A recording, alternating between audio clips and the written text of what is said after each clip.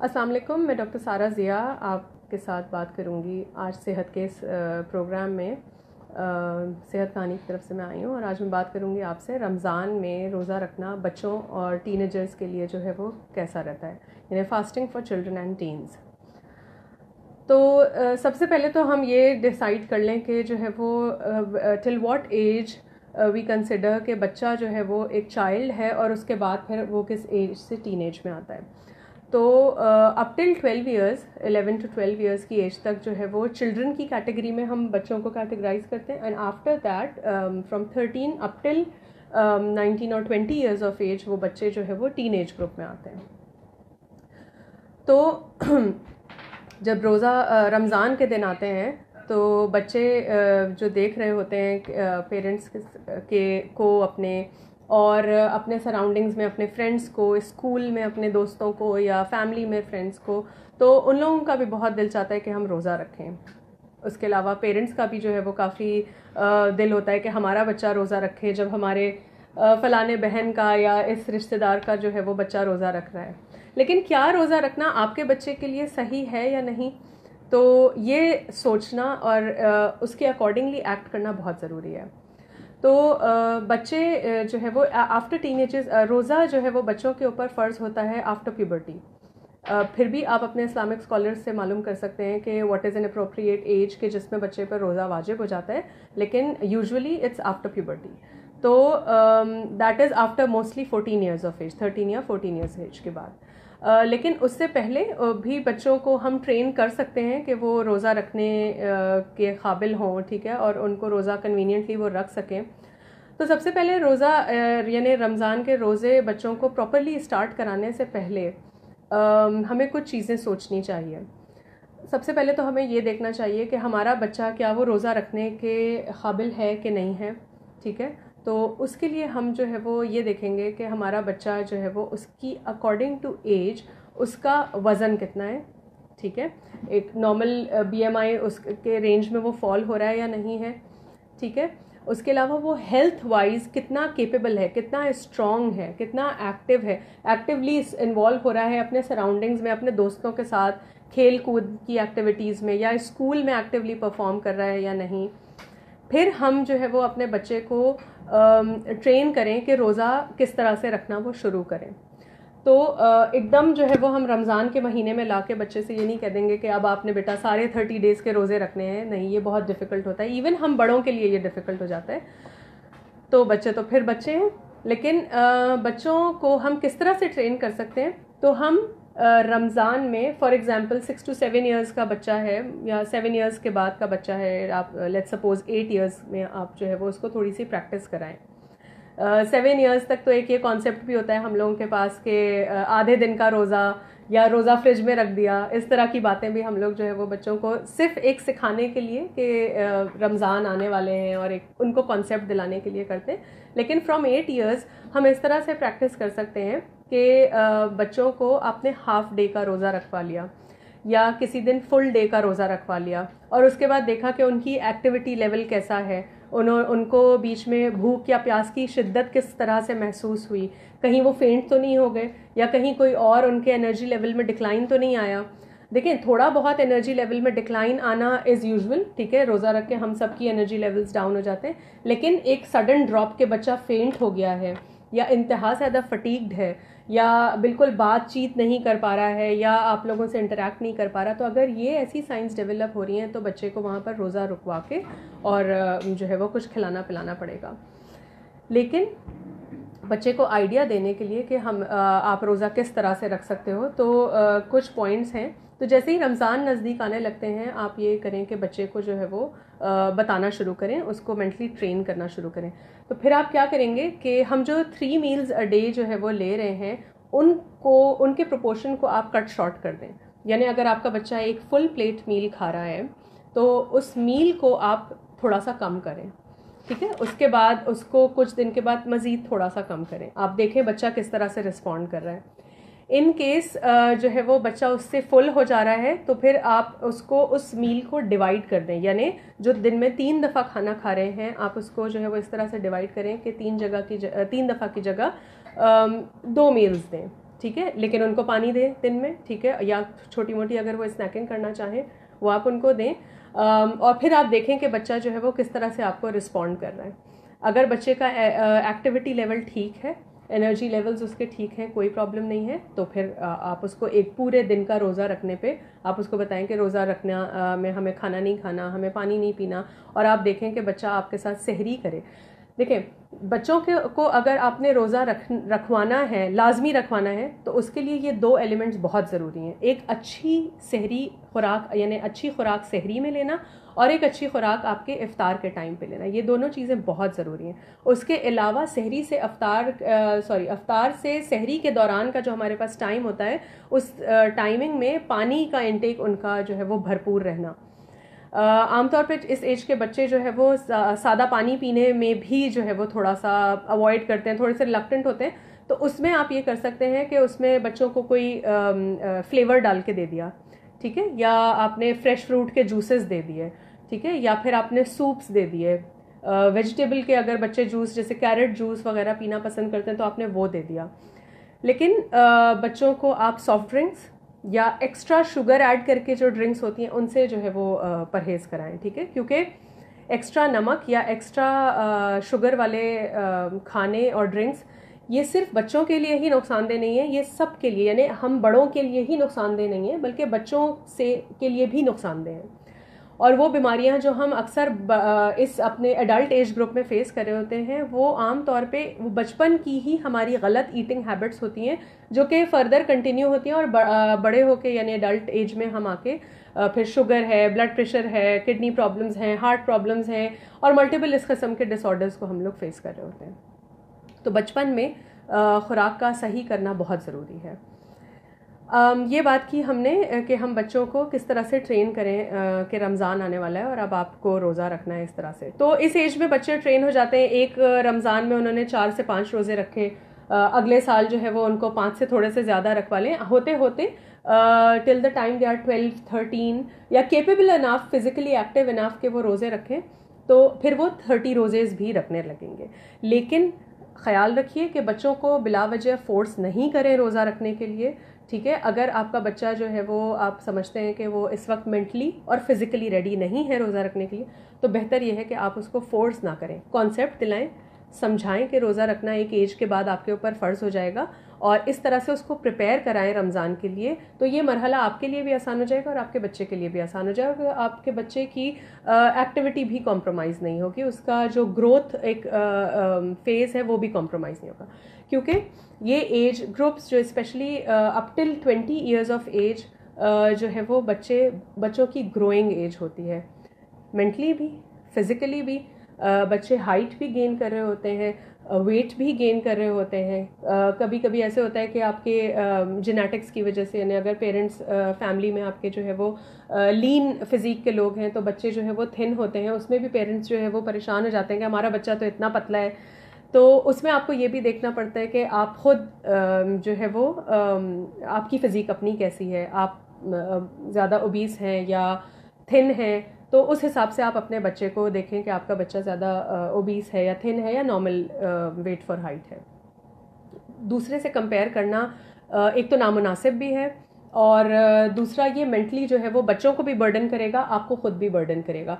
तो कभी भी अपना जो ये क्राइटेरिया है कि हमारा कंपैरिजन क्राइटेरिया है, उसको आप ज़ीरो कर दें, ठीक है। कंपैरिजन आप जब भी कंपेयर करेंगे कि हमारा बच्चा फलाने बच्चे से जो है वो इतना मोटा या पतला है, तो आपको अपना बच्चा हमेशा जो है वो एट बॉर्डर लाइन लगेगा, ठीक है। तो अगर आप चाहते हैं कि आपको आपका बच्चा नॉर्मल फिजिक वाला लगे, तो कंपैरिजन करना छोड़ दें। एक ये चीज़ बहुत इम्पॉर्टेंट थी।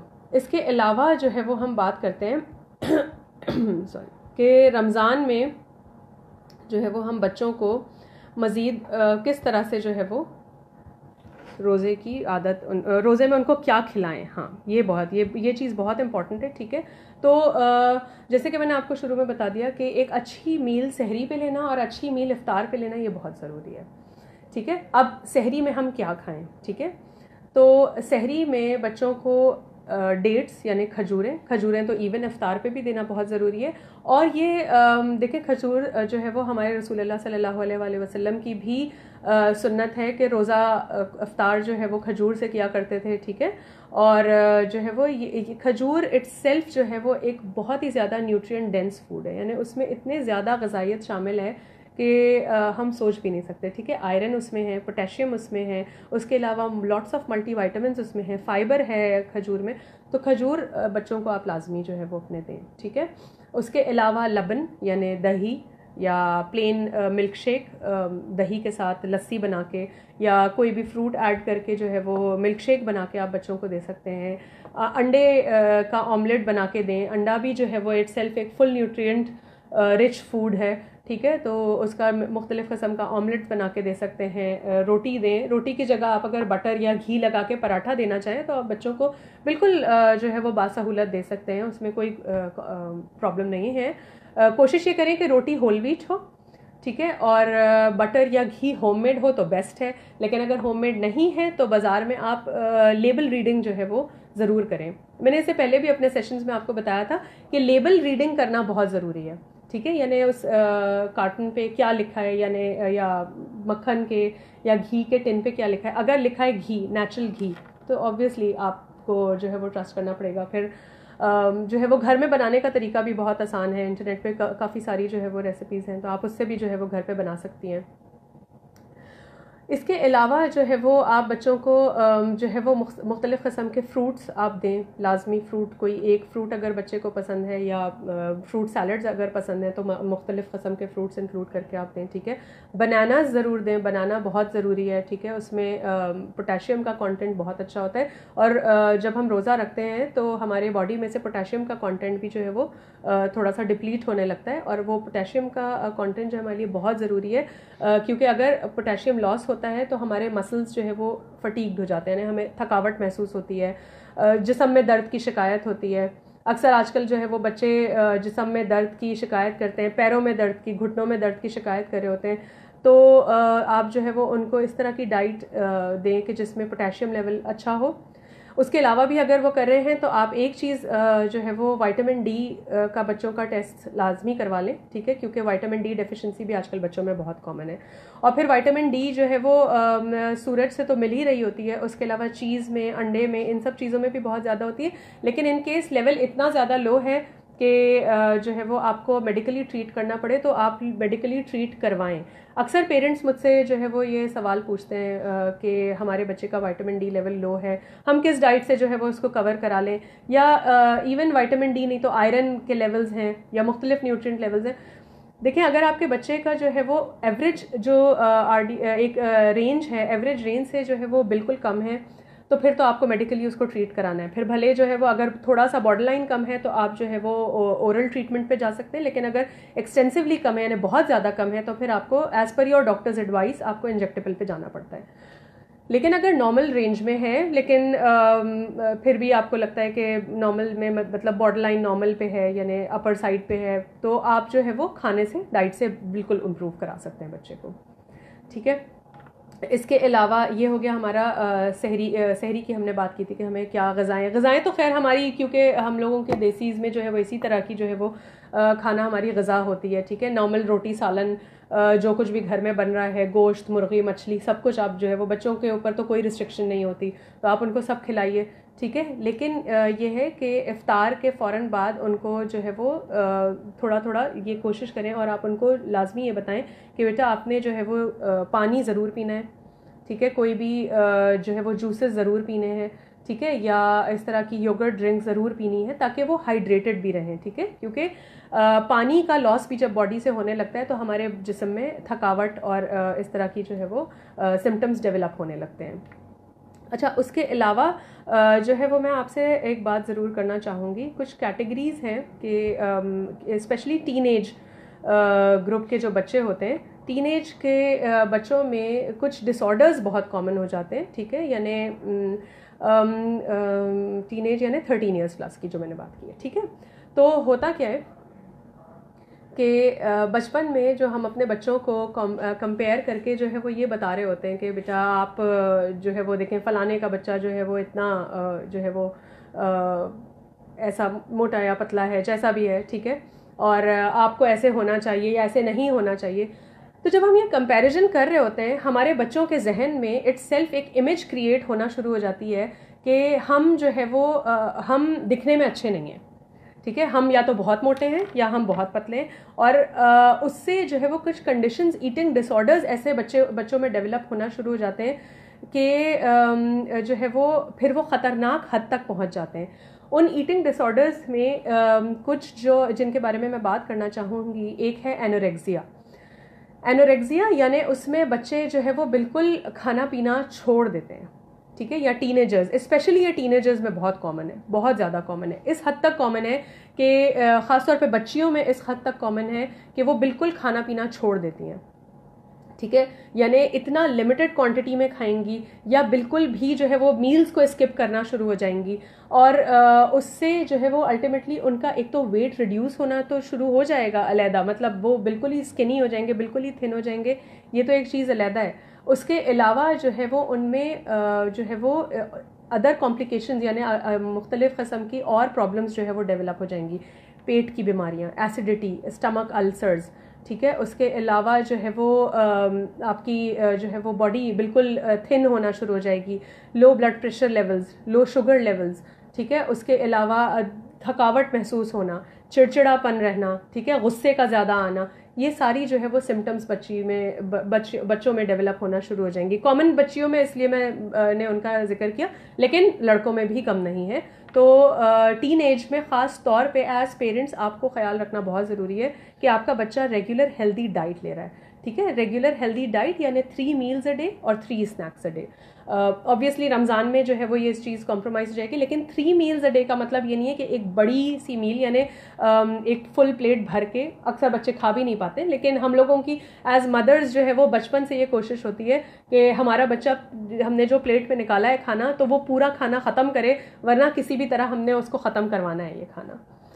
देखें, बच्चे को इतना खाना निकाल के दें कि जितना वो बच्चा खा सके। माओं को अच्छी तरह से अंदाज़ा होता है कि बच्चे जो है वो किस हद तक जो है वो खाना खा सकते हैं और कितने क्वांटिटी में उनका पेट भर जाएगा। तो एक्सेस खाना खिलाना भी गलत है। क्यों? क्योंकि अल्टीमेटली ये जो है वो ओबेसिटी के प्रॉब्लम्स और थोड़े से प्रॉब्लम्स जो मैं आगे डिस्कस करूँगी उनको जो है वो क्रिएट कर देगा। तो एक बैलेंस्ड मील यानी एक प्लेट खाना, एक छोटी प्लेट बच्चों के लिए, हम अगर बड़ी फुल प्लेट मील ले रहे हैं तो बच्चों के लिए आमतौर पे जो है वो एक छोटी क्वार्टर प्लेट भी काफ़ी होती है, ठीक है। या अगर रोटी ले रहे हैं तो एक स्मॉल साइज़ की जो रोटी होती है, आम रेगुलर स्मॉल साइज़ की जो घर में बनती है, वो काफ़ी होती है। होल व्हीट की कोशिश करें कि दें। बाज़ार का खाना यानी वाइट फूड्स यानी मैदे की रोटियाँ या जो है वो इस तरह की जो फास्ट फूड्स होते हैं, सॉफ्ट ड्रिंक्स होती हैं, ये कोशिश करें कि बच्चों को ना दें आप, ठीक है। तो इस तरह से अपने बच्चों की जो है वो एक बैलेंस्ड प्रोपोर्शन में जो है वो मील लेके जो है वो उनको दें, तो बच्चों में ये डिसऑर्डर्स पैदा नहीं होंगे। एनोरेक्सिया के अलावा एक और कंडीशन होती है जिसे हम कहते हैं बुलीमिया, ठीक है। बुलीमिया में क्या होता है कि बच्चों टीनेजर्स, ये स्पेशली टीनेजर्स में बहुत ज़्यादा कॉमन है, उसमें खाना तो वो खाते हैं, इवन वो बिंज ईटिंग करना शुरू हो जाएंगे, हद से ज़्यादा खाना शुरू हो जाएंगे, लेकिन क्योंकि उन्हें जो है वो एक साइकोलॉजिकली जो है वो एक अपनी इमेज क्रिएटेड रखनी है, यानी हमें इस तरह का दिखना है, तो वो क्या करेंगे, मुंह में उंगली डाल के जो है वो उल्टी करना शुरू कर देंगे, ठीक है, यानी जो उन्होंने खाया है उस चीज़ को वॉमिट आउट कर देंगे, ठीक है। ये कंडीशन कहलाती है बुलीमिया, और ये इस हद तक ख़तरनाक हो सकती है कि बच्चे जो है वो फेंट होके इवन कोलैप्स भी कर सकते हैं। तो इन केस आपके बच्चों के साथ ऐसे कोई प्रॉब्लम्स हैं तो लाजमी तौर पे अपने डॉक्टर से कंसल्ट करें, ठीक है। अपने तौर पे आप एज ए पेरेंट बच्चों को काउंसिल कर सकते हैं, लेकिन अपने डॉक्टर से रुजू करना बहुत ज़रूरी है ऐसी कंडीशंस में। उसके अलावा जो है वो बिंज ईटिंग यानी पेट भर गया, उसके अलावा भी, उसके बावजूद भी बच्चे जो है वो हमें खाना है, साइकोलॉजिकली जो है ना वो खाना के उनको वो अट्रैक्टेड फील करते हैं, तो ये भी गलत है, ठीक है। आप टाइम सेट करें, रूटीन सेट करें अपना कि इस टाइमिंग में आपने अपने बच्चों को खाना देना है, ठीक है। और उसके अलावा बच्चों को बताएं कि हर वक्त खाना खाना भी एक अच्छी आदत नहीं है, क्योंकि अल्टीमेटली ये बिंज ईटिंग की हैबिट जो है वो चाइल्डहुड ओबेसिटी में लीड करेगी, ठीक है। चाइल्डहुड ओबेसिटी यानी जो है वो ये बहुत कॉमन है, और जो है वो ऐसे में बच्चों को फिर फर्दर जो है वो हेल्थ प्रॉब्लम्स यानी डायबिटीज़ है, कोलेस्ट्रॉल का बढ़ जाना, या ब्लड प्रेशर का बढ़ जाना, ये सारी प्रॉब्लम्स भी डेवलप हो सकती हैं। तो ये चीज़ें भी जो है वो आपको मद्देनज़र रखना बहुत ज़रूरी है। इन केस आपका बच्चा ओवरवेट है तो ऐसे में आपके बच्चे के लिए को अगर आपने वेट रिड्यूस कराना है तो उसके लिए बेस्ट ये है कि आप अपना उनका खाना, उनकी डाइट कंट्रोल कराएं, बाज़ार के खाने उनको अवॉइड कराएं, और उसके अलावा फ़िज़िकली एक्टिव उनको रखें, यानी कम से कम दिन में 30 मिनट्स जो है वो फ़िज़िकल एक्टिविटी में इन्वॉल्व हों। अच्छा, एक चीज़ जो है वो यहाँ पर मैं ज़रूर मेंशन कर दूँ कि रमज़ान में बच्चे किस वक्त जो है वो फ़िज़िकल एक्टिविटी कर सकते हैं।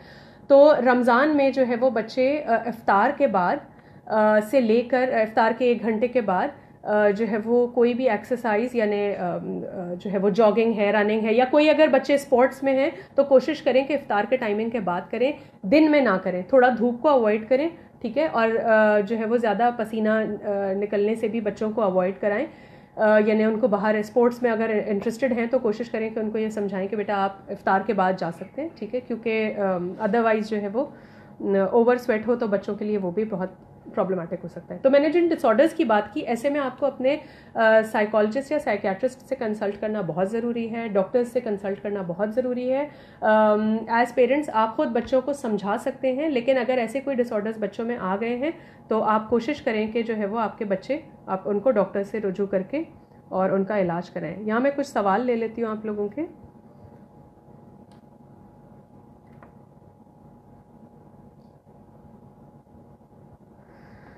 तो ओके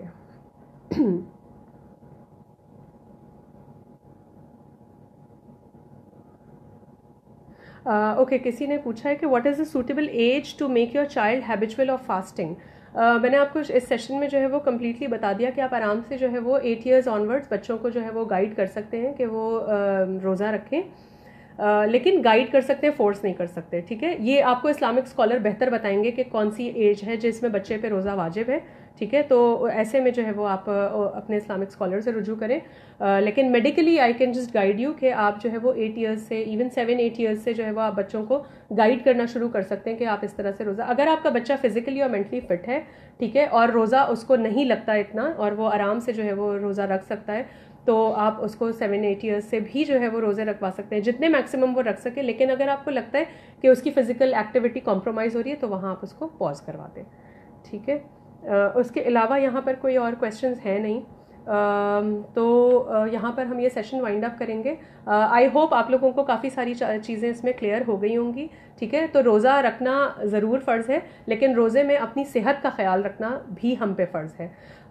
इसके साथ ही जो है वो मैं आपसे इजाज़त चाहूँगी। इन केस आप कोई डॉक्टर कंसल्ट करना चाहते हैं तो सेहत कहानी की एप्लीकेशन भी है, आप वहाँ से भी डॉक्टर से कंसल्ट कर सकते हैं। इवन हमारे पास बहुत अच्छे साइकोलॉजिस्ट और साइकियाट्रिस्ट भी हैं, अगर आप अपॉइंटमेंट बुक करवाना चाहें तो उनसे भी अपॉइंटमेंट बुक करा के आप, अगर आपके बच्चे को ऐसी कोई डिसऑर्डर है तो आप कंसल्ट कर सकते हैं, या फिर आप हम डॉक्टर से भी कंसल्ट कर सकते हैं इन केस बच्चों की कोई और प्रॉब्लम्स आपको डिस्कस करनी है। यहाँ पर मैं आपसे इजाज़त चाहूँगी। अपना और अपनी सेहत का ख्याल रखिए, अपने बच्चों की भी सेहत का ख्याल रखिए। अल्लाह हाफ़िज़।